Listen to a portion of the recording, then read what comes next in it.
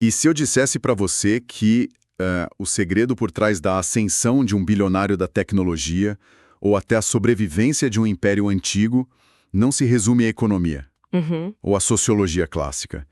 É, na verdade, uma questão de física básica. Nossa, isso soa quase como uma provocação, né? Totalmente. Porque, normalmente, quando a gente tenta entender a mecânica da vida, a sociedade, a gente procura aquelas categorias super precisas. Sim, teste de personalidade, algoritmos, planilhas. Exato. Tem essa expectativa reconfortante de que o comportamento humano pode ser medido, tipo, como um problema de engenharia mesmo, com números exatos. Mas essa é meio que a armadilha moderna, sabe? A gente foi muito condicionado a colocar a complexidade da experiência humana em caixinhas. Caixas com etiquetas muito bem definidas. Uhum, a gente adora uma caixa. Pois é, a biologia entrega um mapa do DNA. A psicologia dá os traços de comportamento. Mas, ao tentar isolar essas variáveis num laboratório, a gente acaba perdendo a visão do ecossistema inteiro. A gente não vê a floresta, só a árvore. Perfeito. A gente deixa de ver como as engrenagens brutas da realidade se movem quando são colocadas sob pressão. E exatamente por isso que o material que a gente trouxe para a mesa hoje quebra completamente essa máquina de raio-x. O nosso mergulho profundo de hoje vai destrinchar uma pilha de textos e ensaios sociológicos que propõem uma lente totalmente diferente. Uma lente bem menos clínica, eu diria. Muito menos. Eles não usam gráficos de barras. Eles usam as forças da natureza. Especificamente, o modelo das 5 energias: água, ar, fogo, terra e metal. Que é uma matriz que vai no sentido oposto absoluto daquela categorização asséptica que a gente estava falando. É uma estrutura que argumenta que a nossa existência, desde os talentos íntimos até as leis globais, é ditada por princípios elementares. E não é misticismo, né? É bom deixar claro para o pessoal que está ouvindo. Não, de jeito nenhum. É usar as leis da física mesmo. Atrito, fluidez, gravidade, combustão.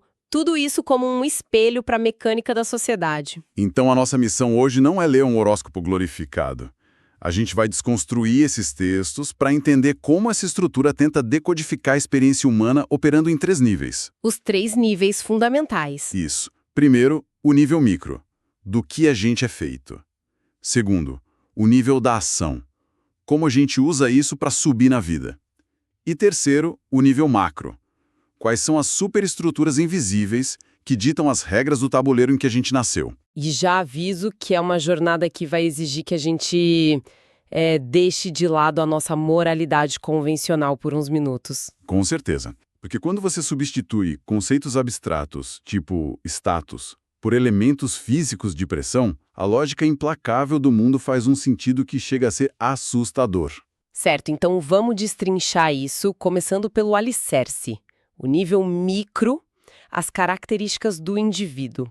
E lendo as fontes, a melhor analogia que me veio à cabeça foi a de um videogame. Ah, a criação de personagem. Isso. Pensa num jogo de RPG, onde você tem um número limitado de pontos para distribuir nos seus atributos antes da aventura começar. E é uma analogia que funciona super bem. Porque no RPG, se você coloca todos os seus pontos em força bruta, inevitavelmente vai sacrificar sua inteligência ao seu carisma. Você não pode ser um mago e um bárbaro ao mesmo tempo. Exato. O indivíduo é um sistema fechado de energia. Não dá para ser tudo. É isso. Mas nesse modelo, os atributos não são números, são forças naturais. E eu queria passar pelos 5 com você, porque, olha, algumas escolhas dos autores me deixaram bem intrigado. Pode mandar, tô preparada. Vamos começar pela água. O material afirma que quem investe os pontos em fama e beleza possui a energia primordial da água. E... eu parei para pensar... Beleza é algo tão físico, né? Algo que você toca, tipo um corpo escultural. Por que isso não é terra? Então, o que é realmente fascinante aqui é que a distinção está em como a beleza e a fama operam socialmente, não na biologia da coisa. Pensa na Terra. A Terra é opaca. Ela absorve a luz. Por outro lado, é altamente reflexiva. E a beleza tem essa característica inegável de refletir o olhar do outro. Ela só vira uma moeda de troca social quando existe uma superfície para refletir a luz e atrair a atenção de quem está olhando. Caramba, faz muito sentido. E a fama se comporta exatamente como a dinâmica dos fluidos. Ela espalha em ondas, inunda os espaços, sabe? Preenche as salas de um jeito incontrolável. Mas a água também é super escorregadia. Perfeito. Tenta segurar a fama com as mãos nuas. Se você apertar muito forte, a água escorre pelos dedos. Quem tem essa energia primária consegue surfar nela. Ela te sustenta. Mas se a maré vira ou se a opinião pública muda de direção, Você se afoga. você se afoga na mesma velocidade. É a energia mais mutável que tem. Sensacional. E isso leva a gente para o ar. A ficha define o ar como inteligência, conversa e conhecimento. O que me lembra muito aquele diplomata natural ou o cara das ideias na empresa. Sim, aquela pessoa que não precisa ser fisicamente imponente. Exato. Mas que domina a sala só abrindo a boca. Como a física explica isso? O ar é expansivo, ele é invisível e onipresente. Diferente da água, que precisa de um rio, de um leito para correr, o ar simplesmente preenche o ambiente. A gravidade não prende ele. E o conhecimento e a retórica funcionam igualzinho. Ideias viajando pelo espaço. Uhum. Invisíveis a olho nu, mas fundamentais. Quem opera no ar domina pelo clima. A pessoa muda a temperatura de uma reunião, cria atenção ou relaxamento só com o intelecto. Ela não te empurra fisicamente, ela altera o vento para que você decida mudar de direção. Que é o oposto absoluto do fogo, que é a força física, a queima brutal de calorias. Mas eu quero guardar o fogo para daqui a pouco. Tem muita coisa no fogo. Tem. E eu quero focar agora na base material, porque as coisas ficam sutis aqui. O texto divide o mundo material em duas energias que a gente vive confundindo. Terra, que é dinheiro e propriedades, e metal, que é poder e status. Sim, no dia a dia a gente trata os dois como se fossem a mesma coisa. Pois é, dinheiro e poder parecem sinônimos, porque o modelo separa os dois de um jeito tão drástico. Essa separação, para mim, é um dos pontos mais geniais do material. Eles parecem sinônimos, mas a mecânica de origem é completamente oposta. A terra é o solo cru, tangível, dinheiro bruto, fazendas, você acumula em volume. A terra te dá peso, te âncora. É o volume do que você tem, a matéria-prima que não foi lapidada. Precisamente. E o metal? O que é o metal na natureza? Você não vai andar no meio da floresta e tropeçar num motor V8 ou numa espada pronta, né? Definitivamente não. O metal precisa ser extraído da terra com violência. Ele é derretido em temperaturas extremas e forjado numa bigorna. Por isso, o poder e o status são metal. O status não é natural. Ele é uma construção superartificial, desenhada pela sociedade para ser rígida e afiada. Deixa eu ver se eu peguei a visão para um cenário de hoje. Ter bilhões na conta porque você criou um aplicativo viral. Isso é terra. É volume. Isso, terra pura. Mas ser um juiz do Supremo que, com uma canetada, bloqueia a conta desse mesmo bilionário, isso é metal. É a aplicação perfeita do conceito. O juiz tem o metal. O status corta as regras da terra. A terra garante seu conforto, mas é o metal que dita a hierarquia de quem manda no reino. Nossa, e essa diferença muda tudo na forma como esses personagens jogam o jogo, que é uma ponte perfeita para o nível 2. As vias de ascensão. Exato. A gente tem a ficha de personagem, mas o jogo exige movimento. Como a gente usa essas energias para subir na vida? A gente entra na esfera da ação cinética agora, saindo do potencial para o movimento real no tabuleiro. E a analogia se mantém firme. Se a sua energia é a terra, a forma de subir na vida, segundo os textos, é através do empreendedorismo. O que faz todo sentido ecológico, né? Empreender é, na sua essência, o ato da agricultura. Você acha um terreno, planta uma semente, rega, protege de pragas e espera o tempo agir. Não tem atalho na terra. A gravidade cobra suor diário. Muito diferente do metal, porque se você quer subir através do metal, a ação primária é herdar. Herdando a armadura já pronta. Isso dialoga total com aquilo de ser forjado, né? Você não planta uma semente, você recebe uma espada que os seus avós forjaram. E o status institucional não evapora fácil. É denso. Quando a gente pensa naquele conceito de dinheiro velho, o que se passa de geração em geração não é só a conta no banco. É o sobrenome, o acesso a salões exclusivos, o herdeiro veste o aço sem precisar ter suado na bigorna. E aí a gente volta para a água. A fama e a beleza. Como a água sobe de nível. O material diz que a ação é casar. E olha, isso soa meio cínico à primeira vista. Soa bastante antiquado se a gente olhar de forma rasa, mas os textos dão uma visão muito estratégica. O casamento, nessa lente, é a união de dois rios. Como assim? Tem a sua própria força, mas quando dois rios convergem, a fluidez da água muda a paisagem na hora. Historicamente, casamentos reais uniam impérios e paravam guerras da noite para o dia. Hoje, misturar duas correntes de fama ou influência eleva o status muito mais rápido do que tentar plantar sementes na terra. É uma adaptação instantânea para o novo recipiente. Fascinante. E o A?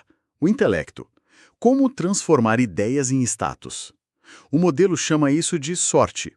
Mas, gente, vamos deixar claro que não é ganhar na Mega Sena. Não, de forma alguma. A sorte aqui é no sentido mais clássico, tipo romano, quando a preparação encontra a oportunidade. Lembra que o ar é o vento. A oportunidade na sociedade é uma corrente de ar que passa voando e não avisa. Se você não construir um moinho, o vento só bate no seu rosto e vai embora. Essa é a essência. A pessoa do ar passou anos estudando, lendo os padrões, construindo as velas do barco. Quando o vento da economia muda, sei lá, surge uma nova inteligência artificial, ela tem as ferramentas prontas para capturar essa corrente e voar na frente dos outros. Inspirador, eu diria. Mas agora é aqui que a coisa fica muito interessante e eu vou ter que comprar a briga com o modelo. Lá vem o fogo. É. Quando a gente olha as vias de ascensão pelo fogo, a lista me deixou perplexo. Luta, esporte, crime, violência e guerra. Tudo no mesmo balaio. Como a gente valida uma matriz que bota um atleta olímpico super dedicado na mesma categoria de um general de guerra ou de um líder do crime? É o momento mais espinhoso da leitura, sem dúvida nenhuma. Mas a gente tem que lembrar da regra de ouro do modelo. Moralidade e ética são só camadas de tinta por cima do motor. Uhum. A física da ação não tem bússola moral. O fogo na floresta não sabe se está aquecendo uma família com frio ou destruindo um ecossistema. A reação de queimar calorias é idêntica. Então, o modelo ignora o Código Penal e olha só para o atrito. Exatamente.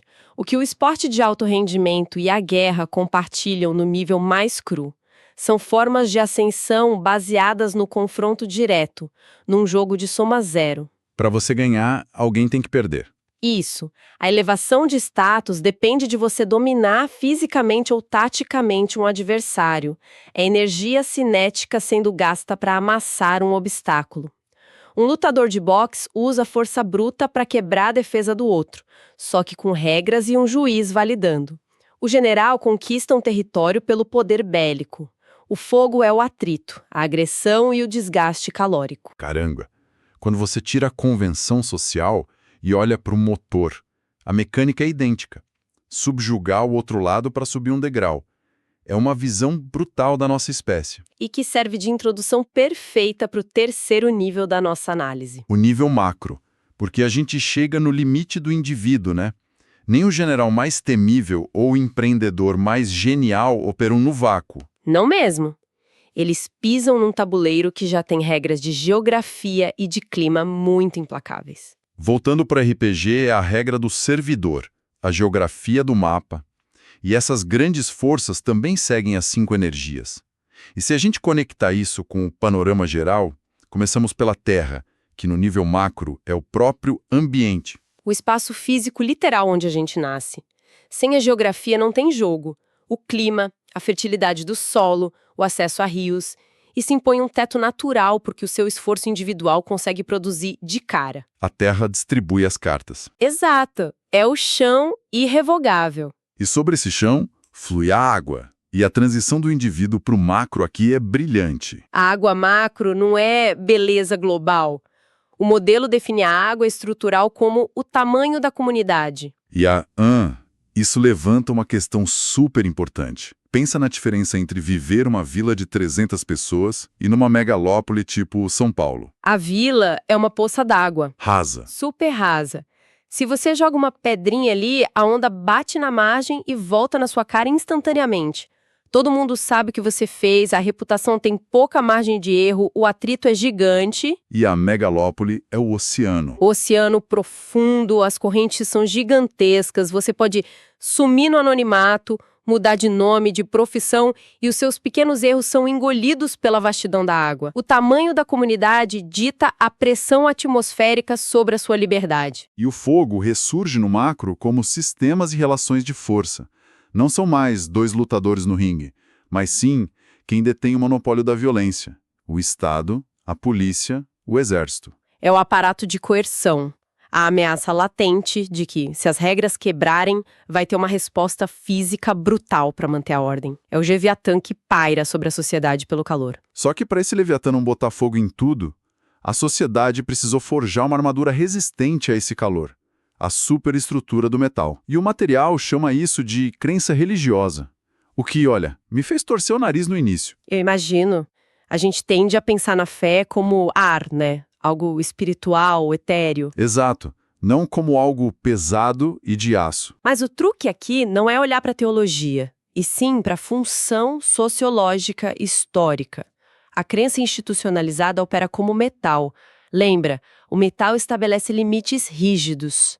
A religião organizada atua como uma arquitetura de aço que contém o caos do homem. Dogmas, leis inegociáveis. Textos sagrados que resistem a milênios. O metal suporta o peso dos impérios. A moralidade dogmática é essa infraestrutura pesada que mantém as sociedades unidas. Não é para ser suída, é forjada para não quebrar nunca. É a lei blindada em ferro, o que nos deixa com a última energia coroando o macro, o ar, definido aqui como as ideologias e a conjuntura política da época. Porque, de um jeito totalmente silencioso, a ideologia é o ar que a gente respira.